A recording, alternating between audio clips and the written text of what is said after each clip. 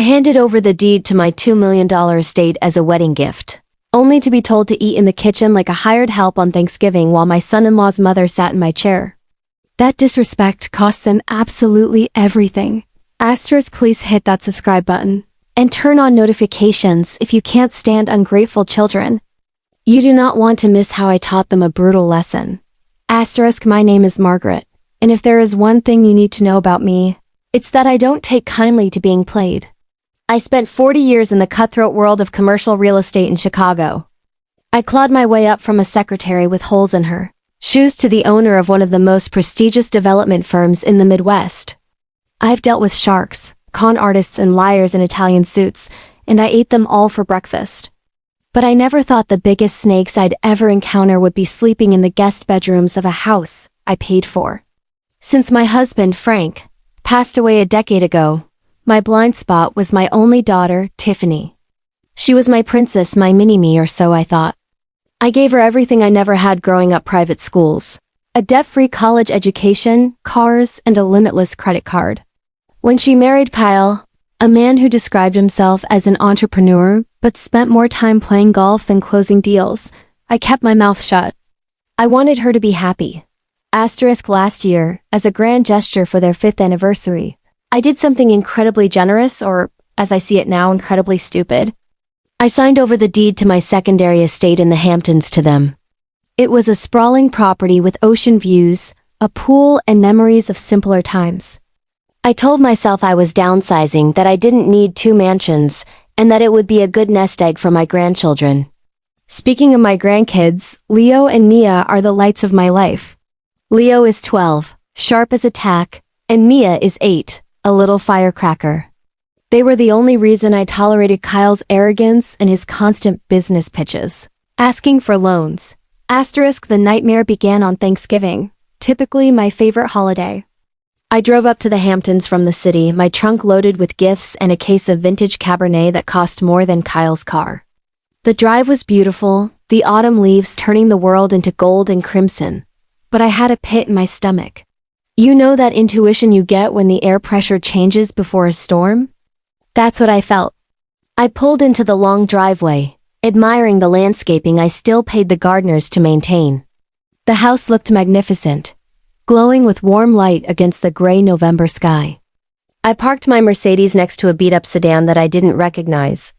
When I walked in, the smell of roasted turkey and sage stuffing hit me, but so did the tension. Tiffany met me at the door. She looked frazzled, wearing a designer dress I'd bought her, but her eyes were darting around nervously. "Hi, Mom," she said, giving me a quick, airy peck on the cheek. She didn't even offer to take my coat. "You're a little early." I checked my diamond watch. "I'm right on time, honey." 4 p.m. just like you said. Before she could answer, a voice grated through the hallway like nails on a chalkboard. "Is that the help arriving? Tell them to bring the ice bucket to the living room." I froze. I knew that voice. It was Brenda, Kyle's mother. A woman who had never worked a day in her life, lived off alimony checks from 3 different ex-husbands, and had a taste for luxury she couldn't afford. I walked into the living room, my coat still on. Brenda was sprawled out on my favorite leather recliner, the one Frank used to sit in, holding a crystal glass of my bourbon. Kyle was sitting across from her, laughing at something she said. When they saw me, the laughter died instantly. "Oh, Margaret," Brenda said, not bothering to stand up. She swirled the amber liquid in her glass. "We didn't think you'd make it. Kyle said your arthritis was acting up." I narrowed my eyes. "My arthritis is fine, Brenda. And that's a 30-year-old bourbon you're mixing with. Is that diet soda?" The disrespect started right there, but I let it slide. It was Thanksgiving. I was here for Leo and Mia. The kids came running down the stairs, and for a moment, everything was perfect. I hugged them tight, smelling their shampoo and feeling their sticky little hands. "Grandma, did you bring the special cookies?" Mia whispered. "You bet I did." I winked. But as I looked up, I saw Kyle pulling Tiffany into the kitchen. They were whispering aggressively. I have hearing like a bat, but the music was too loud to catch the words. All I saw was Tiffany nodding submissively while Kyle pointed a finger in her face. Dinner was announced an hour later. I walked into the dining room, a room I had designed myself with hand-painted wallpaper and a mahogany table that seated 12. I naturally gravitated toward the head of the table facing the window. It was my seat. It had been my seat for 20 years. It was where the matriarch sat. But as I reached for the chair, Kyle stepped in front of me, blocking my path with a fake, oily smile. "Actually, Margaret," he said, clearing his throat, "we made a little change to the seating chart this year."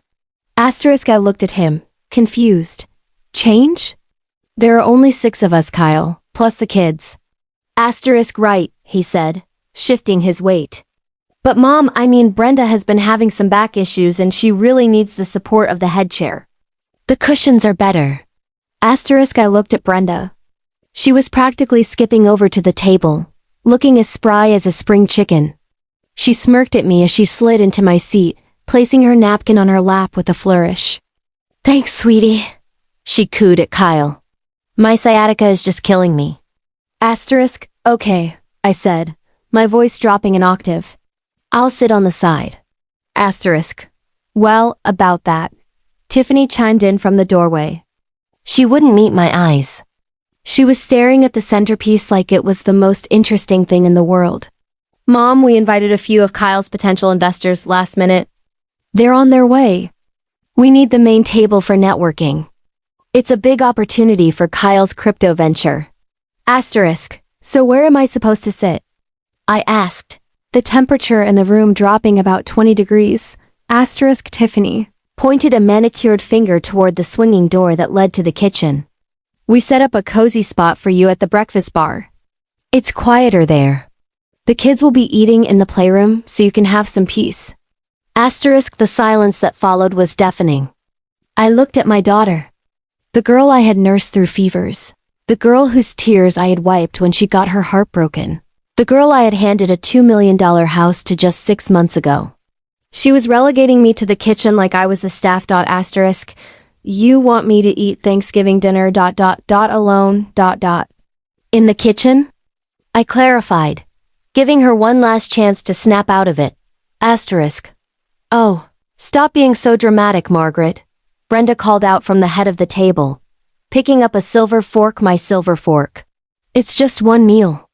Don't be selfish. Kyle is trying to build a future for this family." Selfish? I laughed, a dry, humorless sound. "I bought this table, Brenda. I bought the roof over your head." "It's our house now, Mom," Tiffany snapped, finally looking at me. Her eyes were cold, defensive. "You gave it to us. That means we decide how to run it. Please don't make a scene in front of the investors, just. Go to the kitchen." I looked at Kyle. He was smirking, that arrogant, victorious smirk of a man who thinks he's finally toppled the giant. He thought that because I was 70 I was weak.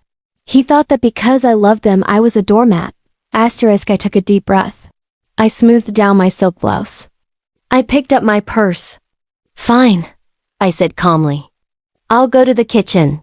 I walked through the swinging doors. The kitchen was a mess. Pots and pans were piled high in the sink, my expensive copper cookware left to soak in greasy water. On the marble island, they had set a single paper plate and plastic cutlery. No placemat. No candle. Just a paper plate next to the trash can. I sat on the stool. I didn't eat. I just sat there, staring at the plastic fork.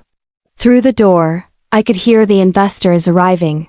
2 loud, obnoxious men who sounded like frat boys. I heard corks popping. I heard toasts being made to Kyle's genius. And then, because the swinging door wasn't fully closed, I heard the conversation that sealed their fate. "Man, this place is sweet," one of the investors said. "You must be loaded." "We're doing well," Kyle bragged. "And it's about to get better. The old bat in the kitchen is losing it. We're working on getting power of attorney. She's got a portfolio worth 50 million and she doesn't even know how to manage it anymore." Is she sick? Senile. Brenda chimed in. Her mouth was full of food.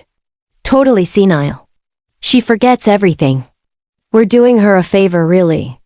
Once we get control, we're selling her city penthouse and moving her into this lovely assisted living facility upstate. It's very affordable, so we'll have plenty left over to fund the startup. I waited for Tiffany to defend me. I waited for my daughter to say, "No, my mother is the sharpest businesswoman in Chicago." Instead, I heard Tiffany sigh. Ideally, we can get her to sign the papers by Christmas. She trusts me. If I tell her it's for tax purposes, she sign anything. Something inside my chest fractured. It wasn't a heartbreak. It was the shattering of an illusion. The love I had for them didn't turn to hate. That would require too much energy. It turned into something much colder. It turned into business. And in business, when a partner tries to embezzle you, you don't scream. You liquidate them. I stood up. I left the paper plate exactly where it was. I walked out the back door of the kitchen, bypassing the dining room entirely. The cold November air hit my face, drying the single tear that had managed to escape. I walked to my Mercedes, got in, and started the engine. They were so busy toasting to my demise that they didn't hear me leave. They thought they had won. They thought the old bat was crying in her soup. I picked up my phone. It was 6 p.m. on Thanksgiving Day, but my lawyer Saul owed me a favor. I dialed his number. Margaret? He answered, sounding surprised. Happy Thanksgiving. Is everything okay? No, Saul, I said, my voice steady as a surgeon's hand. I need you to meet me at the office tomorrow morning at 7 a.m. sharp. Bring the forensic accountants. And Saul? Start drafting the eviction notices. Eviction? For who? For everyone. I whispered, putting the car in drive. I'm taking back my life. As I drove away from the house that was legally no longer mine. For now I didn't look back. They wanted a war? They had no idea. I invented war. I didn't sleep a wink that night. I drove straight back to Chicago, the city lights blurring into streaks of neon red and white against my windshield. By the time I pulled into the underground garage of my penthouse on the Gold Coast, it was 2 a.m. My body was exhausted, my joints were screaming from the tension, but my mind was racing like a Formula One car. They thought I was senile? They thought I was losing my grip? I sat in my living room, staring out at the dark expanse of Lake Michigan, sipping a cup of black coffee. I didn't cry. Tears are for people who have run out of options. And I had barely opened my toolkit, at 7 a.m. sharp on Friday morning, Black Friday. Ironically enough, I walked into the glass-walled conference room of my firm's Sterling development. The office was empty except for the cleaning crew and my legal team. Saul was there, looking rumpled but alert, wearing a tracksuit because I'd dragged him out of bed on a holiday weekend. Next to him was David, my forensic accountant, a man who could find a missing penny in a billion-dollar budget. Margaret, Saul said, sliding a cup of coffee across the mahogany table. You look like you're ready to kill someone. Please tell me we don't need a criminal defense attorney. Not yet, I said, taking a seat at the head of the table, my seat. But I need to know exactly where I stand. Specifically, with the Hamptons estate and the business loan I gave Kyle. Saul opened a thick file. Okay, let's start with the house. You signed the deed over 6 months ago. It's in their names, Margaret. It's a done deal. Unless you can prove coercion, it's theirs. My heart sank for a split second, but then I remembered the fine print. I leaned forward. Read the addendum, Saul, the clause regarding the homeowners association and the family trust. Saul flipped through the pages, adjusting his glasses. He paused, and a slow, shark-like grin spread across his face. The Sterling Family Trust holds the underlying land lease. You gave them the structure, not the land. The land is leased to them on a 99-year basis. Revocable by the trustee for violation of moral turpitude or failure to maintain family code of conduct. Exactly, I said, tapping my manicured nail on the glass table. I put that in there to protect the asset in case Tiffany got divorced. I never thought I'd have to use it against her. Does attempting to declare the trustee incompetent count as a violation? Asterisk, conspiring to defraud the trustee? Saul chuckled. Yeah, I'd say that breaches the code of conduct. We can initiate eviction proceedings, but it'll be a fight. They'll claim the clause is unconscionable. Asterisk, I don't mind a fight, I said coldly. But before we take the house, I want to cut off the oxygen. David, what did you find on the accounts? Asterisk David connected his laptop to the big screen. It's ugly, Margaret. You gave Kyle a seed investment of $500,000 for his crypto consulting firm. You also gave Tiffany an authorized user card on your Centurion account, the black card for emergencies and household essentials. Show me, I commanded. The screen filled with spreadsheets. My blood turned to ice as I scanned the lines. The business account was a joke. There were 0 clients. No income, just money going out. And not for business expenses. Asterisk. Look at this, David pointed out, highlighting a cluster of transactions. $15,000 at the Golden Ace in Atlantic City.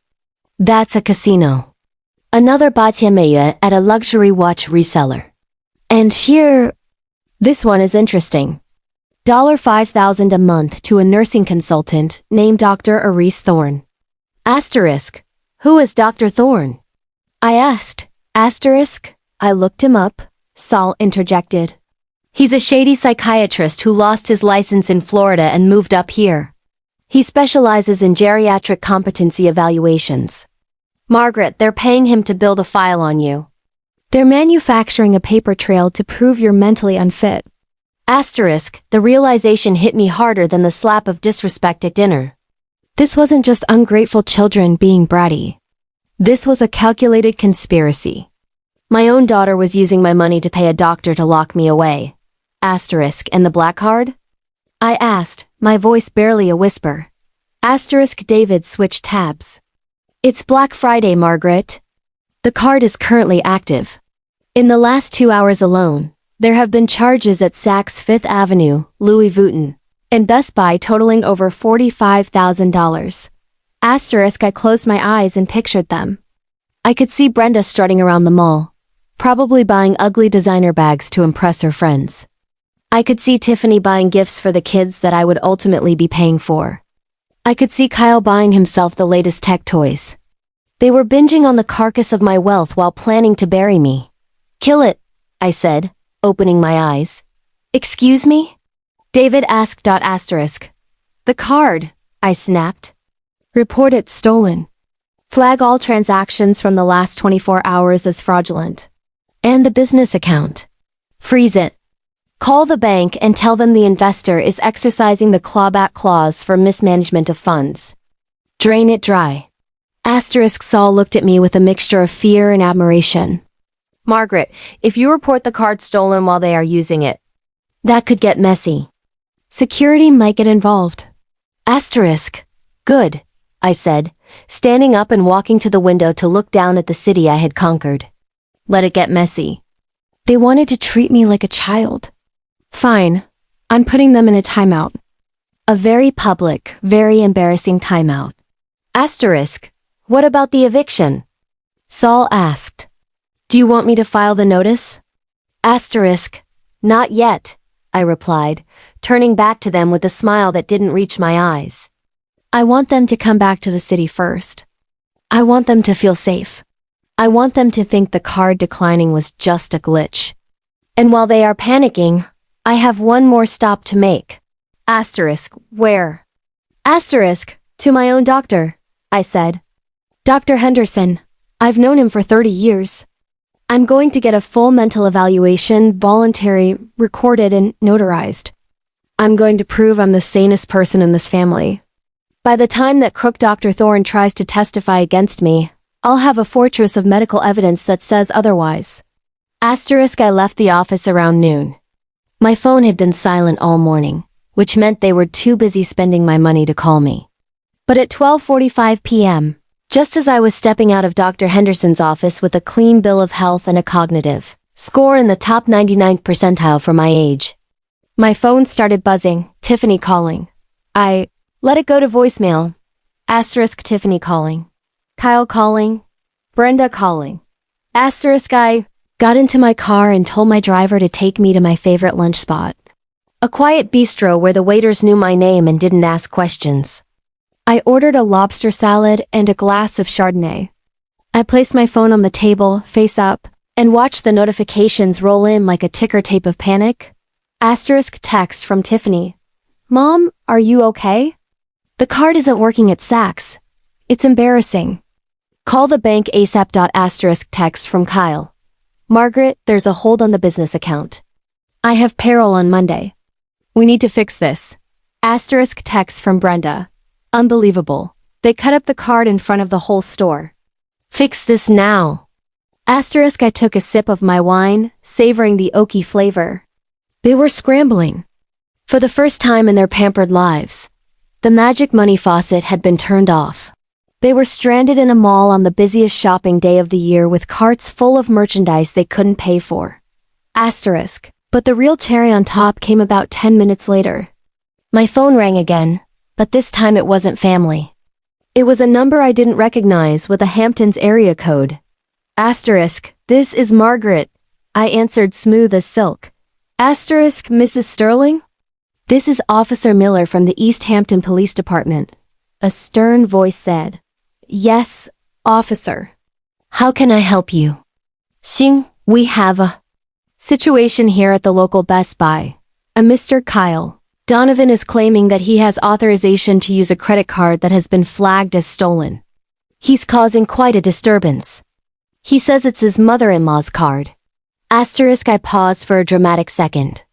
Officer Miller, my son-in-law knows perfectly well that he is not authorized to spend $50,000 on electronics. If he has that card, he took it from my purse without my knowledge. I was just about to file a report. Asterisk, there was a silence on the other end. I see. Mrs. Sterling, do you want to press charges? I hesitated. If I press charges now, Kyle would go to jail. It would be over too quickly. I wanted them to suffer. I wanted them to sweat. I wanted to see the look on their faces when they realized the senile old woman was actually the puppet master. Asterisk. No. Officer, I said, my voice trembling with fake maternal concern. Please don't arrest him. He has ...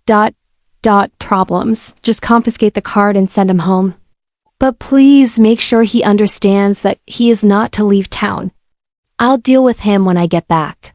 Asterisk, understood, ma'am. We'll let him go with a warning, but he's banned from the store. Asterisk. Thank you, officer. Asterisk I hung up the phone and let out a long, deep breath. I could imagine the scene. Kyle, red-faced and sweating, being escorted out of the store by security while people filmed it on their phones. Brenda screaming about her rights. Tiffany crying in the car.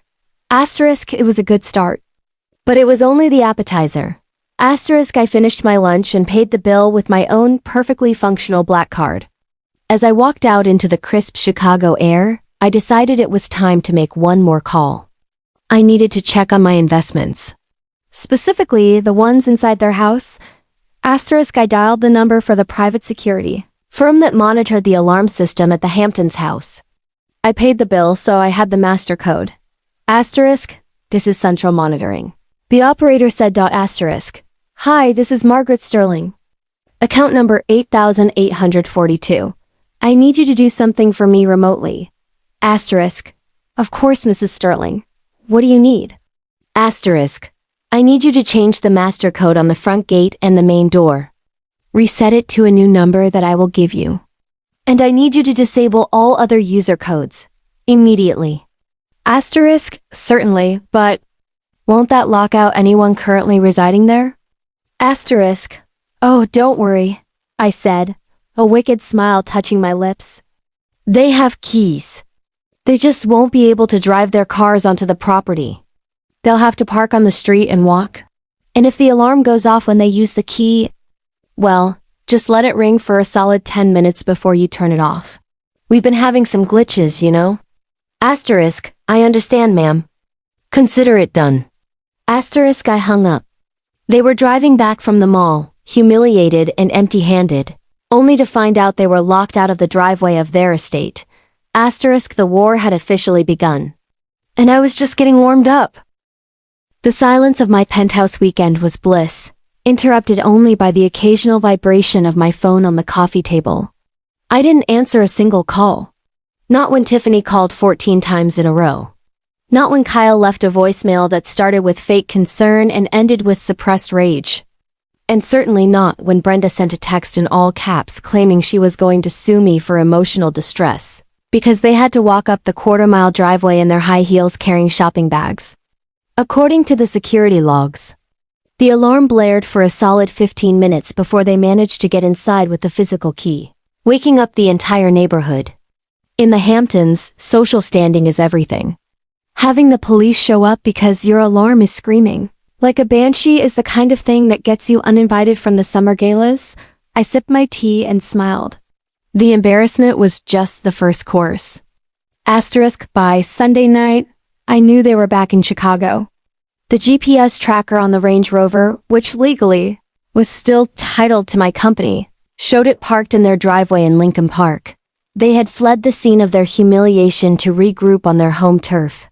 They probably thought that face-to-face they could bully or manipulate me into turning the money tap back on.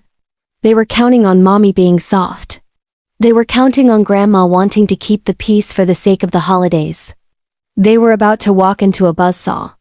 Asterisk, Monday morning, I arrived at Sterling Development at 8 a.m. I wore my power suit, a sharp, navy blue Chanel number that cost more than Brenda's entire wardrobe, and I told my secretary, Jessica, exactly what to do. When they arrive, and they will arrive, let them sit in the waiting room for 45 minutes. Tell them I'm on a conference call with Tokyo. I don't care if they scream.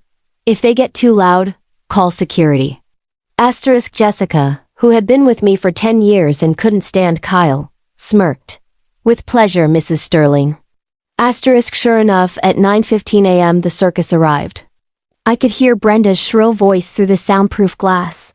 This is ridiculous. We are family. You can't keep us waiting like common solicitors. I watched them on the security feed on my iPad. Kyle was pacing, looking pale and sweaty. Tiffany was biting her nails, a habit she picked up whenever she was guilty. Brenda was harassing poor Jessica. They looked tired. They looked desperate. Asterisk, at 10 a.m. I buzzed Jessica. Send them in. Asterisk, they stormed into my office like a pack of wild dogs. Kyle took the lead, trying to regain some semblance of alpha male dominance. He slammed his hands on my desk, leaning over me. Margaret, what the hell is going on? Do you have any idea what you did to us this weekend?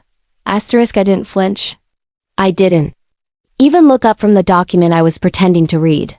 Good morning to you too, Kyle. I assume you're referring to the fraud prevention measures I took regarding my credit cards. Asterisk, fraud prevention. Brenda shrieked, throwing herself onto one of the guest chairs. You humiliated us. The police. Margaret, the police escorted Kyle out of Best Buy like a criminal. I have never been so insulted in my life. Asterisk, and the house, Tiffany added, her voice trembling. Why did you change the gate codes? The neighbors were watching us haul bags up the driveway like pack mules. It was mortifying. Asterisk, I finally looked up. I took off my reading glasses slowly. Mortifying? You want to talk about mortifying? Mortifying is realizing my son-in-law is spending $50,000 of my money on electronics while his business hasn't generated a dime of revenue in 2 years. Mortifying is finding out my daughter thinks I'm senile enough to be manipulated into signing over my life's work. Asterisk, the room went deadly silent. Tiffany's face drained of color. Kyle froze. I don't know what you're talking about, he stammered, his eyes darting to the side. Margaret, you're confused. See? This is what we were worried about. You're imagining things. We love you. We're just trying to protect you. Asterisk, protect me? I let out a low, cold laugh. Is that what you call it when you hire a disgraced doctor named Arise Thorne to build a competency file on me? Is that protection, Kyle? Or is that a conspiracy to commit conservatorship abuse? Kyle looked like he had been punched in the gut. Brenda gasped. Tiffany started to cry. Mom, it's not like that, Kyle said. Kyle said you were forgetting things. We were just worried. Save the crocodile tears, Tiffany. I snapped. I have a clean bill of health from Dr. Henderson dated last Friday. I am of sound mind, which is bad news for you.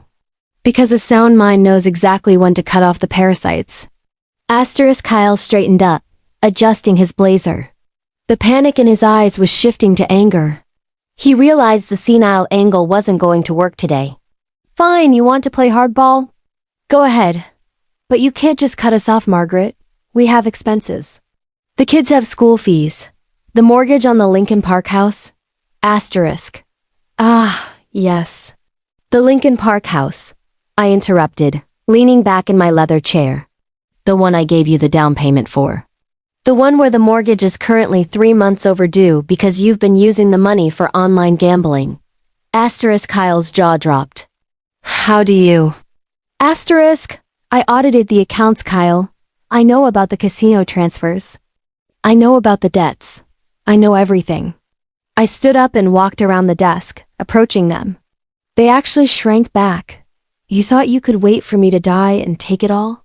You got greedy. You tried to speed up the process. You. Can't prove any of that, Brenda spat, though she looked terrified. We'll sue you. Grandparents' rights. We'll make sure you never see Leo and Mia again. That was the wrong thing to say. I stopped walking. The air in the room felt heavy, charged with electricity. You threaten me with my grandchildren again, Brenda, and I will spend every penny of my $50 million fortune, making sure you end up in a state-run facility that smells like bleach and boiled cabbage. Do not test me. Brenda shut her mouth instantly. Now, I said, checking my watch. It's 10:15. You have a problem that is much more pressing than the gate codes at the Hamptons. What problem? Tiffany asked, wiping her eyes. Kyle, I said, turning to him. You drove here in the Range Rover, didn't you? The Black Autobiography Edition. Yeah, so what? Kyle sneered. It's my car.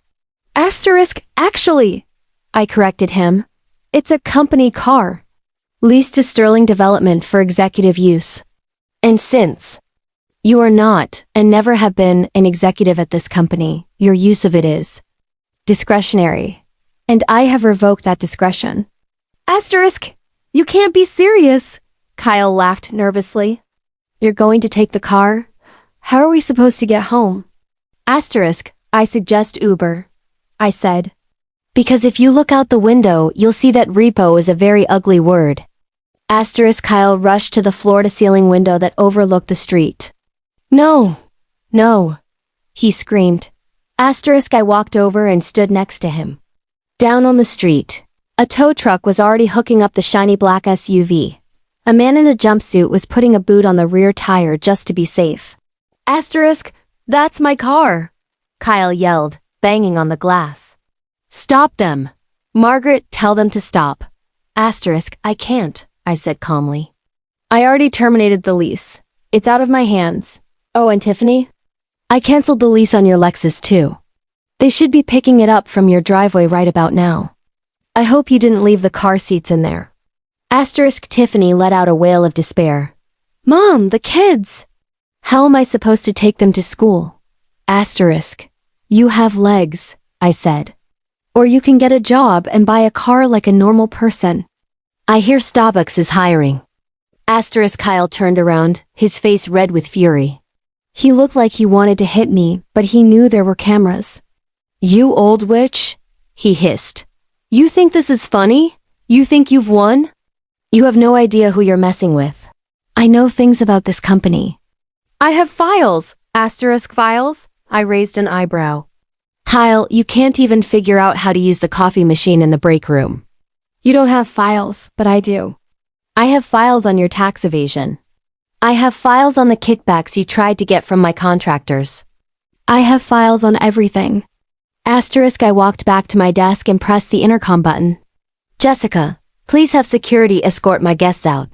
And ensure they don't take any office supplies on their way out. Asterisk, you'll regret this. Brenda screamed. As two large security guards in dark suits entered the room. We are going to ruin you. Asterisk.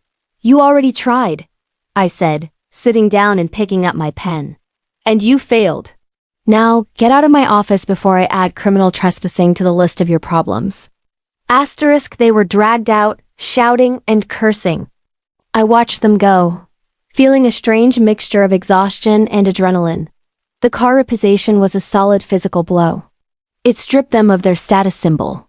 In their social circle, not having a luxury car was a death sentence. Asterisk. But I wasn't done. Taking their toys away was just punishment. I needed to secure the future. I needed to make sure they could never, ever come after my assets again. And for that, I needed to cut the final cord. I picked up the phone and dialed Saul. Asterisk. It's done, I said. They're gone. The cars are repossessed. Asterisk. Good, Saul said. Did they threaten you? Asterisk. Of course. Brenda threatened to keep the grandkids away. Kyle threatened to expose me with non-existent files. Asterisk. Predictable, Saul sighed. Margaret, the eviction notice for the Hamptons house is ready to be served. But we have a bigger issue. I just got a call from the bank. Kyle tried to access the joint investment account for the kids' college fund this morning. He tried to liquidate it. Asterisk. My hand tightened around the phone receiver. The college fund. That money was sacred. It was for Leo and Nia's future. It was untouchable. Or so I thought. Asterisk. Did he succeed? I asked, my voice dropping to a whisper. Asterisk. No, we froze it just in time. But Margaret, this proves he's desperate. He's scorching the earth. If we don't stop him legally, he's going to burn everything down just to spite you. We need to file for emergency custody orders, or at least a restraining order regarding the finances. Asterisk. Do it, I said. But Saul, I have a better idea. The eviction notice. Don't serve it yet. Asterisk. Why not? Asterisk. Because I want to give them one last chance to dig their own grave, I said, a plan forming in my mind. They think they're victims. I'm going to give them a platform to prove it. Thanksgiving is over, but Christmas is coming. And I'm going to host a little party. Asterisk. Margaret, are you insane? You want to invite them to a party after this? Asterisk. Not a party for them, Saul, I smiled, though there was no warmth in it. A party for the investors. The real investors. And I'm going to invite Kyle to make his pitch. I want him to stand on a stage in front of the most powerful people in Chicago and show them exactly who he is. Asterisk. You're going to publicly destroy him. Saul realized. Asterisk. I'm just handing him the microphone, I said. Whatever he says is up to him. Asterisk. I hung up. The repo was brutal, but public humiliation? That was permanent. Kyle wanted to be a big shot businessman. I was going to give him his big break, and it was going to break him into a million little pieces. If there is one rule in big business that has never failed me, it is this. If you want to destroy an enemy completely, you don't just starve them. You feed them. You give them exactly what they crave until they choke on it. After the car repossession incident, the silence from the Lincoln Park house was deafening for exactly 48 hours. They were licking their wounds, probably figuring out how to commute on the Yell train or trying to secure high-interest loans to keep up appearances.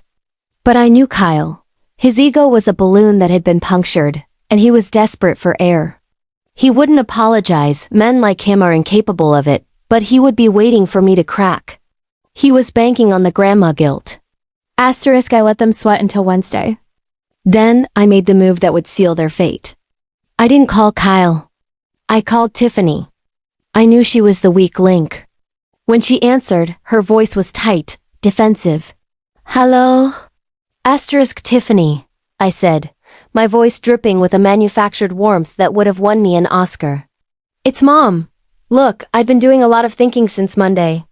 The scene in my office. It was ugly. We're family and it's Christmas. I don't want us to be at war. There was a long pause. I could hear her breathing, probably signaling Kyle to come listen. You took our cars, Mom. You stranded us. The kids are traumatized. I know, I sighed. I acted out of anger. I felt disrespected. But maybe I overreacted. Maybe I've been too hard on Kyle. I've been thinking about what he said about his business needing a chance. Really? Really? Her voice pitched up. You mean that? I do. Listen, Tiff, the Sterling Christmas Gala is in 2 weeks at the Palmer House Hilton. It's going to be the biggest event of the year. The governor is coming. The top venture capitalists from New York are flying in. I was thinking, if Kyle is really serious about this crypto venture, maybe he should present it there. I could give him a 15-minute slot on the main stage before the keynote. I heard the muffled sound of a hand covering the phone, then frantic whispering. Kyle was definitely listening. A moment later, Tiffany came back on, breathless. Mom, that would be amazing. That's huge. Kyle says he's ready. He says this is exactly the break he needs to pay you back everything. I'm sure it is, I said, suppressing a wolfish grin. Tell him to prepare a slide deck. Send it to my assistant by next Friday so we can load it onto the server. And Tiffany? Bring Brenda. I want the whole family there. I want us to be united. We'll be there, she promised. Thank you, Mom. I knew you'd come around. I hung up and stared at my reflection in the window. Come around? I whispered. Honey, I'm coming for your throat.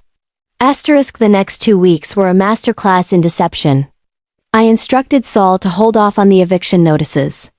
I unlocked a small controlled amount of funds on a secondary credit card for gala preparations, just enough to let them buy dresses and rent a tuxedo, but not enough to cover their mortgage. I wanted them to look the part. I wanted them to feel like royalty again. Jessica, my secretary, reported that Kyle sent over his presentation deck 3 days early. I didn't even open it. I just forwarded it to my IT guy Marcus with very specific instructions on what to do with it. Mrs. Sterling. Marcus asked me when I visited the server room. Are you sure about this? This is pretty brutal. Marcus, I said, patting him on the shoulder. Just make sure the audio sync is perfect. I want every syllable to be crystal clear. The night of the gala arrived with a flurry of snow and camera flashes. The Palmer House ballroom was decked out in gold and white, with chandeliers the size of small cars glittering overhead. The room was filled with 300 of Chicago's elite politicians, real estate tycoons, tech giants. These were people I had spent 40 years building relationships with. They respected competence. They despised fraud. I stood at the entrance in a floor-length emerald gown, greeting guests. At 7:30 p.m., the guests of honor arrived. They pulled up not in a limo, but in a luxury Uber Black, a subtle sign of their diminished status, though they tried to hide it. Kyle stepped out wearing a tuxedo that was a size too tight, probably an old one since he couldn't afford a bespoke fit anymore. Brenda was draped in a fur coat that I knew for a fact was a knockoff, though she wore it like it was sable. Tiffany looked beautiful but anxious, her eyes scanning the room for approval. Margaret! Brenda boomed, approaching me with open arms as if she hadn't called me a witch 2 weeks ago. She kissed the air next to my cheek. What a turnout! I told Kyle only Margaret could pull this off. We're just so happy to be here to support the family business.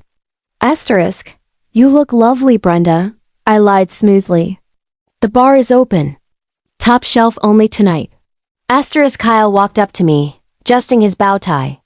He looked manic. His eyes were wide, dilated with adrenaline and greed. Margaret, he nodded, trying to look like a peer. Thanks for the opportunity. I won't let you down. The deck I sent? It's killer. Gonna blow these dinosaurs away.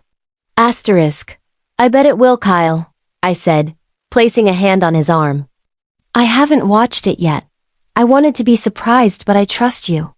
You've always had such a unique way of doing business. Asterisk? Yeah, well, you gotta break a few eggs, right? He winked. So, when do I go up? 8:30 p.m. sharp. Right after the governor's toast. You'll be introduced as the future of the Sterling legacy. Asterisk, he practically salivated. The future. I like the sound of that. Asterisk, they mingled for an hour. I watched them from afar. Kyle was working the room, shaking hands, handing out business cards that he must have printed at Kinko's that morning. I saw him cornering Bob Vance, a real estate mogul worth billions. Bob looked bored, looking over Kyle's shoulder for an escape route, but Kyle just kept talking, gesturing wildly. Brenda was at the bar, downing martinis and telling anyone who would listen that she was the matriarch-in-law. Tiffany stayed close to the buffet, feeding Mia and Leo, looking like she wanted to disappear. Asterisk at 8:25 p.m. The lights dimmed. The chatter died down as the spotlight hit the stage. I walked up to the podium, the microphone cold against my hand. Asterisk. Good evening, everyone, I said, my voice projecting strength and authority. Thank you all for coming. Tonight is about celebrating success, resilience, and the future. For 4 decades, Sterling development has been built on trust, integrity, honesty. I paused, letting the words hang in the air. But as we look forward, we must also embrace new ideas. New blood. Asterisk, I gestured to the side of the stage where Kyle was waiting, bouncing on the balls of his feet like a boxer. Asterisk. Please welcome my son-in-law, Kyle Donovan. He has been eager to share his vision with you all. He tells me his project is going to revolutionize how this family does business. Kyle, the stage is yours. Asterisk applause rippled through the room, polite, tepid applause. Kyle didn't care. He jogged onto the stage, grabbing the clicker from the podium. He looked out at the sea of faces, the wealthiest people in the city, and he smiled. He thought he had won. He thought he had played the long con and succeeded. He thought I was just the opening act to his main event.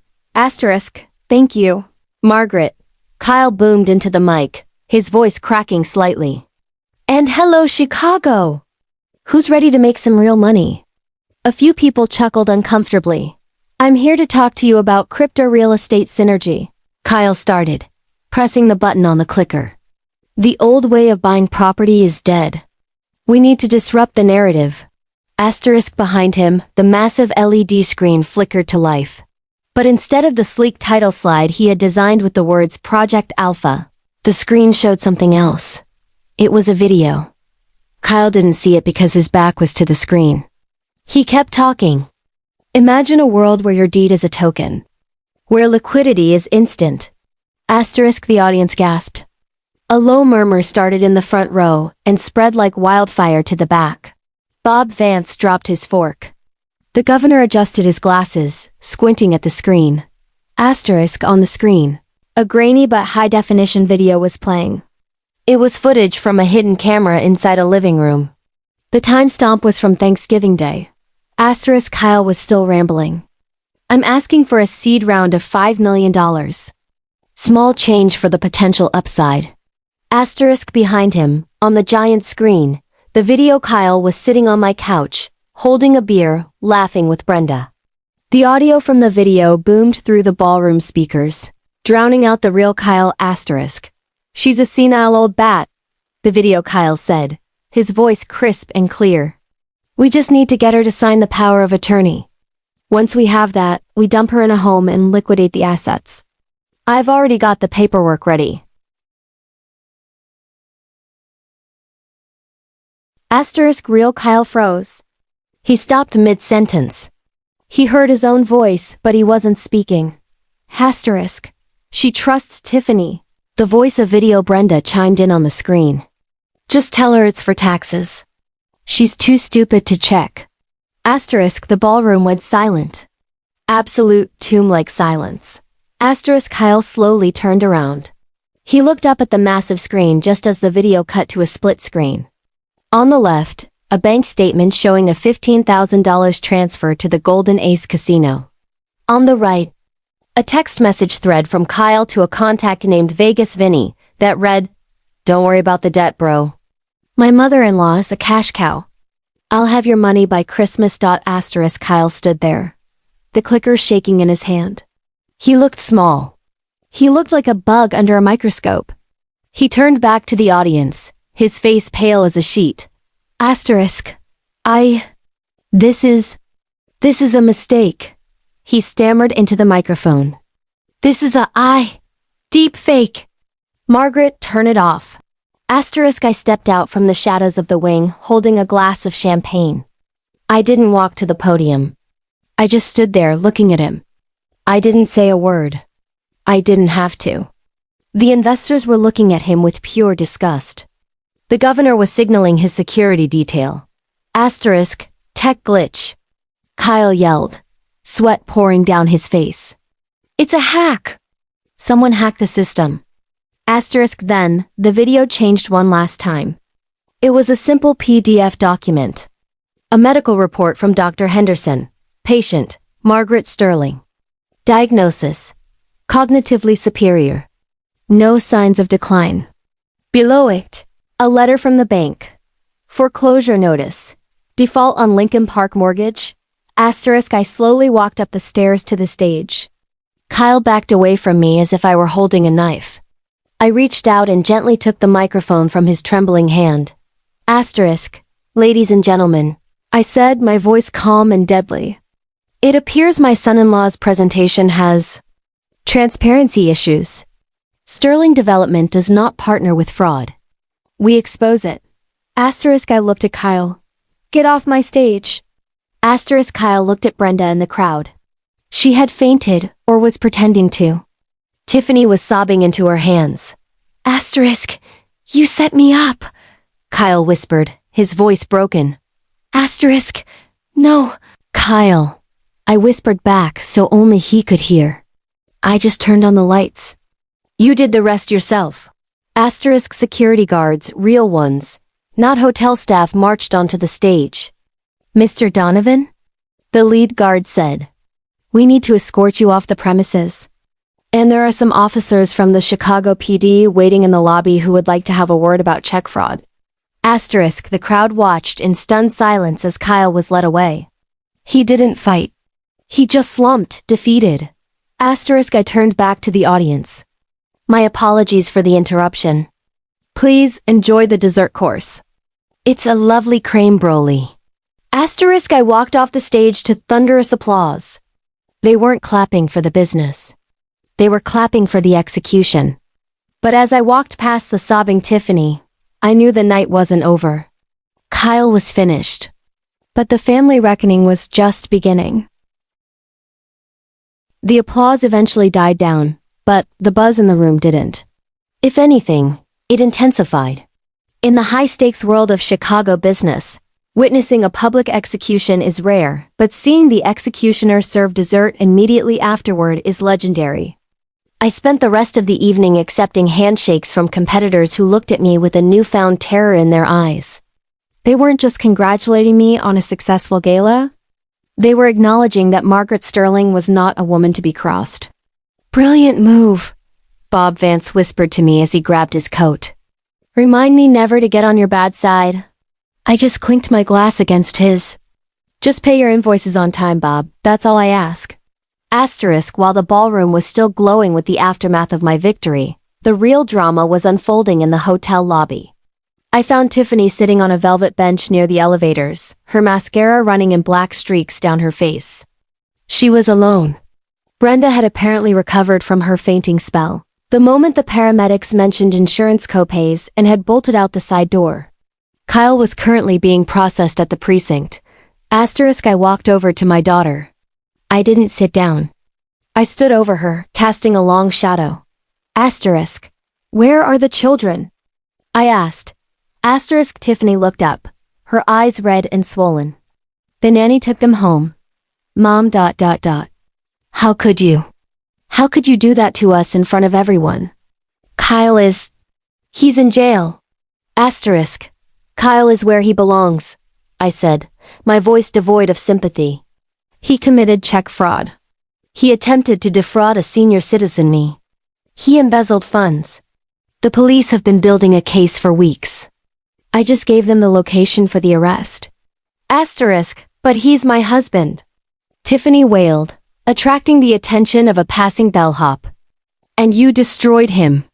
You didn't just fire him, you ended his life. Who is going to hire him now? Asterisk, no one. I stated simply. That was the point. But don't play the innocent victim, Tiffany. I saw the tape.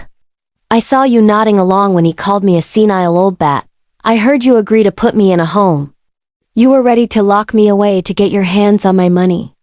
Asterisk, Tiffany flinched. I was scared. Kyle can be so ... controlling. I didn't know what to do. Asterisk, you're a grown woman, Tiffany. You're 35 years old. You could have called me. You could have warned me. Instead, you helped him pick out a nursing home. I leaned in closer. You made a choice. You chose the parasite over the host. And now, you have to live with the consequences. Asterisk, what consequences? She whispered, trembling. Asterisk, go home, Tiffany, I said, checking my watch. Enjoy your bed tonight. Because tomorrow the locks change. For real this time. Asterisk, I turned on my heel and walked away, leaving her sobbing in the lobby of the most expensive hotel in the city. It was a cold walk to my limo, but the fire in my chest kept me warm. Asterisk, the next morning, the sun rose over a snowy Chicago, casting a harsh, gray light on the wreckage of my family. I was in my office by 7:30 a.m.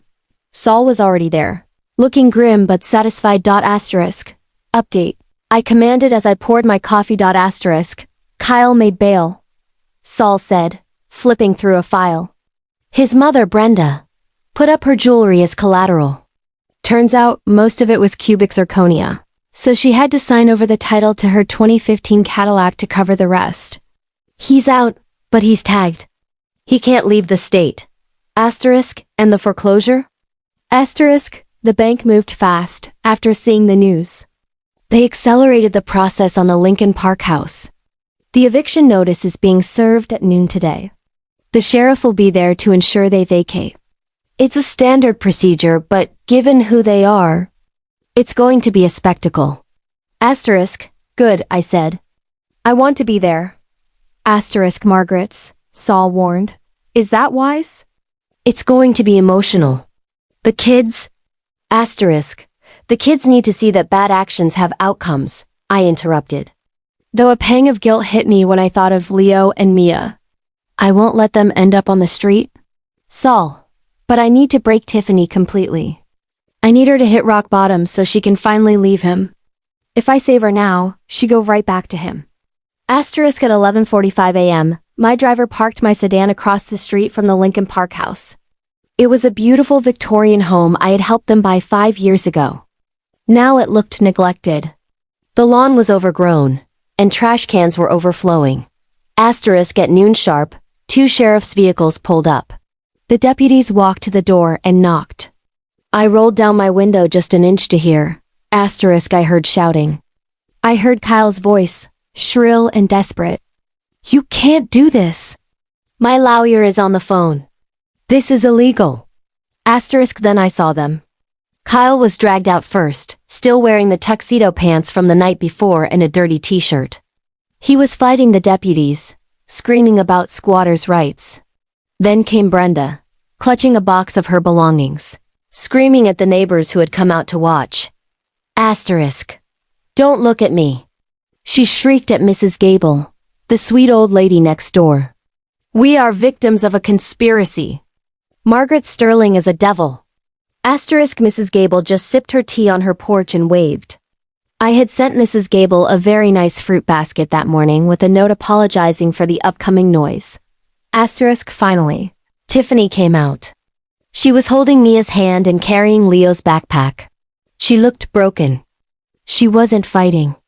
She was just walking, head down, tears streaming onto her coat. The deputies began placing no trespassing stickers on the door. A locksmith was already drilling out the core. Asterisk, it was over. They were homeless. Asterisk, I watched as they stood on the sidewalk, surrounded by a few suitcases and boxes. It was 25 degrees outside. Kyle was frantically typing on his phone, probably trying to find a friend who hadn't blocked his number yet. Brenda was sitting on a suitcase, weeping dramatically. Tiffany was hugging the kids, trying to shield them from the wind. Asterisk, my phone rang. It was Tiffany. Asterisk, I picked up. Hello. Asterisk, Mom, she sobbed. Mom, please. We're on the street. The kids are freezing. Please. I'm sorry. I'm so sorry. Just help us. Asterisk, I can't help us, Tiffany, I said coldly. I can help you. I can help the children. Asterisk, what do you mean? Asterisk, I have a suite booked at the Four Seasons. It's paid for a month. There is food, room service, and warm beds. I will send a car for you and the grandchildren right now. Asterisk, oh, thank God, she cried. Thank you, Mom. I'll tell Kyle. Asterisk. No, I cut her off. The word hung in the air like a guillotine blade. Kyle is not invited. Brenda is not invited. The suite is for you, Leo and Mia, only. Asterisk, there was silence on the line. I could hear the wind howling in the background. Asterisk, Mom. I can't leave him here. He has nowhere to go. His mom lost her car. They have no money. Asterisk, that's not my problem, I said. Kyle is a grown man. He can get a job. He can stay at a shelter. But he is not stepping foot on my dime ever again. You have a choice, Tiffany. You can stand there on the sidewalk with a felon and a narcissist and freeze, or you can get in the car that is pulling up right now and save your children. Choose. Asterisk, I signaled my driver. He flashed the lights. Asterisk. He's my husband, she whispered, her voice breaking. Asterisk. He's an abuser who tried to institutionalize your mother, I countered. Look at your children, Tiffany. Look at Leo. Look at Mia. Do you want them to sleep in a shelter tonight because of your pride? Or do you want to be a mother? I hung up. I watched through the tinted glass. Tiffany stared at the phone, then at the black car waiting at the curb. She looked at Kyle. He was screaming at a deputy, his face red and ugly. He didn't even look at her. He didn't care about the kids. He was only worried about his own ego. Asterisk. Tiffany took a deep breath. She grabbed the suitcases. She took the kids' hands. And she started walking toward my car. Asterisk. Where are you going? Kyle yelled, spinning around. Tiffany. Get back here. You don't walk away from me. Asterisk. Tiffany stopped. She turned around. For the first time in 10 years, I saw a spark of the girl I raised. Asterisk. I'm going to a hotel, Kyle, she shouted back. My mother is helping us. Asterisk. If you get in that car, we are done.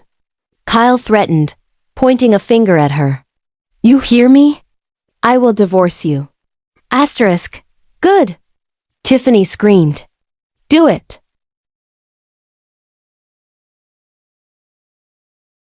She shoved the luggage into the trunk, ushered the kids into the back seat, and slammed the door. The car drove off, leaving Kyle and Brenda standing alone on the sidewalk with nothing but their rage and a box of cheap jewelry. I let out a breath I didn't know I was holding.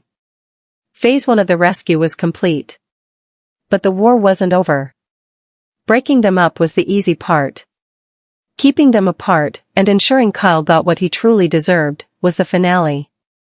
I told my driver to take me to the Four Seasons.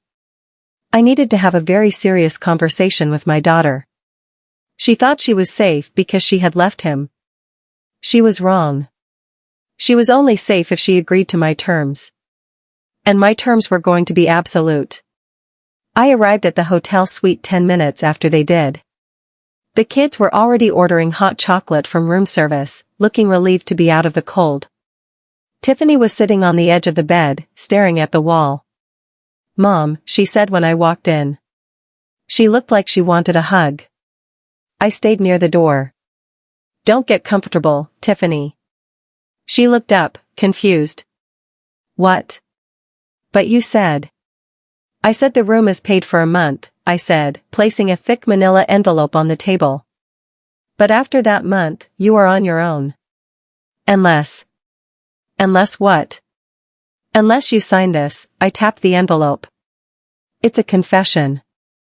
A full, notarized statement detailing every illegal thing Kyle did that you knew about. The embezzlement, the fraud, the plan to commit me. You are going to be the prosecution's star witness. Mom. I can't. He'll go to prison for years. He is going to prison regardless, I said. The question is, do you want to go with him as an accomplice? Or do you want to be the victim who saw the light? Tiffany looked at the envelope, then at her children who were laughing at the TV in the other room. If I sign this, she asked, will you forgive me? Forgiveness is earned, Tiffany, I said softly. This is just the down payment. She reached for the pen. Just then, my phone buzzed. It was a text from a number I had blocked. Kyle. You think you won? I know where the bodies are buried, Margaret. I'm going to the press. I'm going to tell them everything about the '98 deal. Watch the news tonight. I stared at the screen. The '98 deal. It was a bluff. A ghost story from my past that had no teeth. But the fact that he mentioned it meant he was desperate enough to try anything. He wasn't just going to go away. He was going to try to burn my legacy down on his way out. I looked at Tiffany signing the papers. Hurry up, I said. We have work to do. Kyle wanted a media war? He wanted to air dirty laundry? Fine. I grabbed the remote and turned on the TV. The news was already covering his arrest. But if he wanted to talk about 1998, I was going to make sure the only thing the press talked about was 2024. Pack your bags again, I told Tiffany. What? Why? Because we aren't staying here, I said, my eyes narrowing. If Kyle is going to the press, we need to be somewhere he can't find us. And we need to prepare the final nail in his coffin. Where are we going? To the Hamptons, I smiled. It's time to reclaim my house. And it's time to finish this. The Hamptons in December is a ghost town, which was exactly what I needed. The gray Atlantic Ocean churned violently against the shore, mirroring the chaos I had left behind in Chicago. We arrived at the estate, my estate, late at night. The locks had been changed, the alarm codes reset, and the no trespassing signs were fresh. Tiffany walked into the foyer, holding the hands of her sleeping children, and looked around as if she were entering a museum she wasn't allowed to touch. The house was cold. I didn't turn up the heat immediately. I wanted the chill to remind us that comfort is a privilege, not a right. Put the kids to bed, I ordered, taking off my coat. Then meet me in the study. We aren't done. While Tiffany settled Leo and Mia, I poured myself a glass of cognac and sat in front of the fireplace. I didn't light it. I stared at the black logs, waiting. My phone was buzzing incessantly. Kyle had gone nuclear. He had posted a video on every social media platform he could find, titling it The Truth About Margaret Sterling, the 1998 cover-up. I watched it with a stoic expression.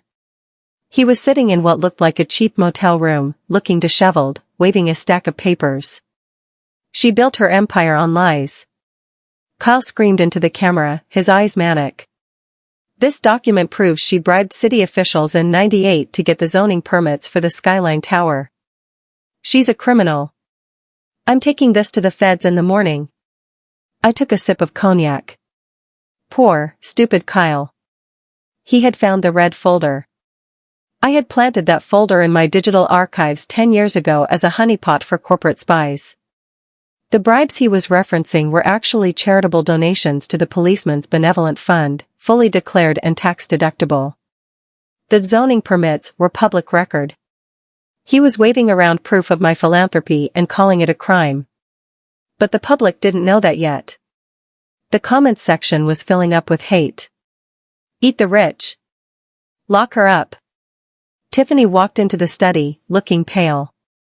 Mom. I saw the video. Is it true? Did you bribe people? I laughed, a dry, sharp sound. Tiffany, do you really think if I had committed a felony, I would leave the evidence in a folder labeled 1998 sensitive on a shared server? Kyle walked into a trap I set before he was even born. But that's not the point. The point is, he violated the gag order from his bail hearing. He's publicly discussing family finances and harassing a witness, you.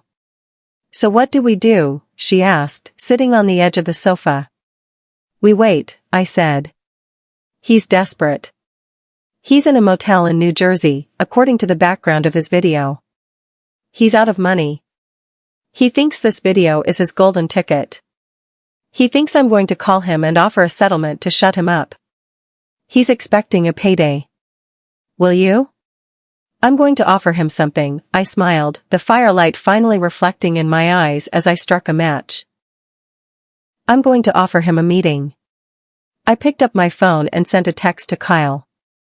It was short, you win. The documents are damaging. Come to the Hamptons house tomorrow at 9 a.m. I'll have a check for $5 million. Just bring the originals and sign a NDA. Come alone. He replied in 3 seconds, cashier's check. And I want the Porsche back. I replied, done. Tiffany looked at me with horror. Mom. You're giving him $5 million? After everything? Watch and learn, I said, tossing the phone onto the desk. Now, go to sleep. Tomorrow is trash day, and we have a very large bag to take out. The next morning, the storm had cleared, leaving a crisp, freezing blue sky. At 8:30 a.m., I positioned myself in the living room. I had set up a table in the center of the room with a single envelope on it. I sat in my armchair, facing the door. Tiffany was upstairs with the kids, strictly instructed not to come down. At 8:55 a.m., a beat-up rental car rolled up the driveway. Kyle got out. He looked like a man who had been running on caffeine and spite for a week. He marched up to the front door and didn't even knock, he tried the handle. It was unlocked. I had left it open for him. He walked in, looking around suspiciously. When he saw me, a smug grin spread across his face. Margaret, he said, closing the door behind him. Nice to see you come to your senses. I knew you'd pay up to protect your precious reputation. Kyle, I nodded. You look terrible. Motel life doesn't suit you. Cut the crap, he spat, walking toward the table. Is this it? The check? He reached for the envelope. Wait, I said. Where are the documents? The originals. He patted his jacket pocket. Right here. As soon as I verify the funds, they're yours. He tore open the envelope. Inside, there wasn't a check. There was a single piece of paper. A printout of the land lease agreement for the Hamptons estate, with one clause highlighted in neon yellow. Any individual who enters this property with the intent to commit extortion or blackmail forfeits all tenant rights and is subject to immediate prosecution for criminal trespass and felony coercion. Kyle frowned. What is this? Is this a joke? Turn around, Kyle, I said softly. He spun around. From the kitchen hallway, 2 New York State troopers stepped out. From the library, my lawyer Saul emerged, holding a tablet that was recording everything. Kyle Donovan, one of the troopers said, hand on his holster. You are under arrest for extortion, violation of bail conditions, and cyberstalking. We have your text messages demanding $5 million in exchange for withholding documents. That is a federal crime. Kyle's face went white. No. She invited me. Look at the text. She told me to come. I invited you to a negotiation, I said, standing up. You turned it into a blackmail drop. And by the way, those documents you have? Saul, tell him. Saul stepped forward, adjusting his glasses. The 1998 documents are falsified records Mrs. Sterling created as a security measure. Attempting to use false documents to extort money adds a charge of fraud to your docket. You're looking at 15 to 20 years, Kyle. Kyle looked at the troopers, then at me. He panicked. He bolted for the back door. Don't, the trooper yelled. Kyle crashed through the French doors leading to the patio, shattering the glass. He scrambled over the snow-covered lawn, running toward the gate. But he had forgotten one thing. I had re-enabled the perimeter security system. As he reached the gate, the automatic locks engaged. He was trapped. The troopers tackled him into a snowbank face first. I watched from the broken window, sipping my coffee. It was a beautiful sight. The man who thought he could outsmart a veteran of the Chicago boardroom was now crying in the snow, handcuffed, with nothing but a pocket full of fake papers. They dragged him away. He screamed my name. He screamed Tiffany's name. But the only answer he got was the slamming of the police cruiser door. 2 hours later, the house was quiet again. The glass was being swept up by a local handyman I had on speed dial. Tiffany came downstairs. She looked at the empty driveway. Is he gone? She asked. He's gone, I said. Saul says with the bail violation and the extortion attempt caught on tape, no judge will let him out. He'll be in Rikers until the trial, and then he'll be in upstate New York for a very long time. Tiffany slumped onto the sofa. I feel empty. I don't know what to do now. I have no husband. No house. No money. No, I corrected her. You have a clean slate. And you have a mother who loves you enough to teach you how to survive. So, what happens now? She asked, looking at me with hopeful eyes. Do we move back to the penthouse? Do I get my allowance back? I walked over to her and placed a hand on her shoulder. No, sweetie. That life is over. You proved you couldn't handle it. You let a grifter almost destroy this family because you were too comfortable. I pulled a piece of paper from my pocket. It was a job application. What is this? She asked, reading it. Barista? At the local coffee shop in town? It pays $18 an hour plus tips, I said. I've already spoken to the owner, Jerry. He's expecting you on Monday at 6 a.m. You're joking, she gasped. Mom, I'm 35. I can't serve coffee. You can, and you will, I said firmly. You are going to work.